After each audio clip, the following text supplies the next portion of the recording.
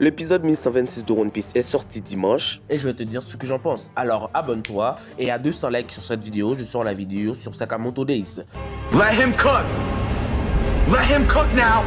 Alors, et beaucoup de fans ont critiqué le fait que le rythme est artificiellement étiré. Plusieurs scènes ont été étirées inutilement avec des pauses, des réactions longues ou encore des flashbacks peu pertinents.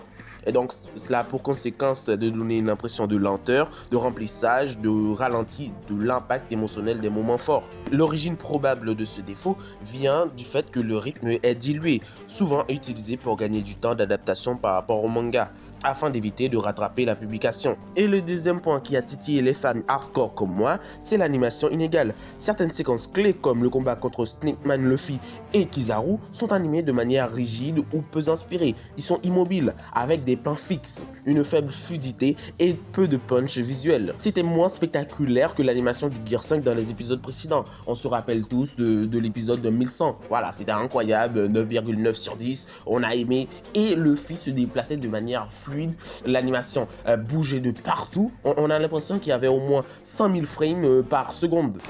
Tu as créé quelque chose de mauvais. Là où tu as mis les doigts, c'est les fesses.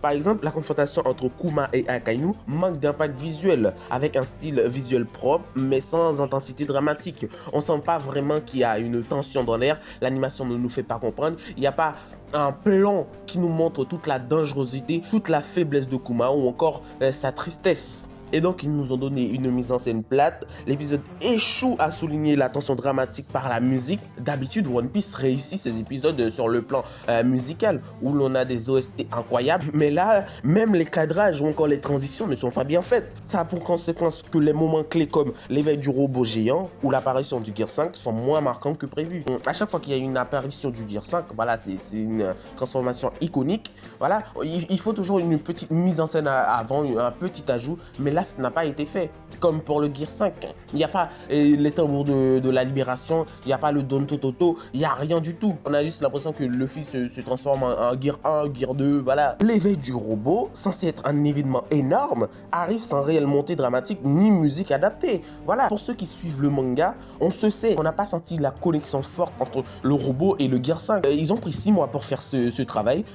Ils ont été en vacances, voilà, ils ont été en Malaisie, ils n'ont pas bien fait leur boulot. Moi, je croyais qu'on allait avoir une animation plus fluide, 2 chapitres par épisode, et voilà, pour avancer plus dans l'histoire. Ils ne sont pas décidés à nous pondre quelque chose de quali, ils veulent juste gagner plus de thunes, voilà, parce que ils savent que on sait que le manga est incroyable et qu'on va suivre l'anime pour cela. Ils savent qu'on va regarder l'anime, et donc voilà, ils nous pondent comme un truc comme ça pour gagner plus d'argent, plus de temps, et ne pas rattraper le manga. Ils ont même échoué sur la densité scénaristique.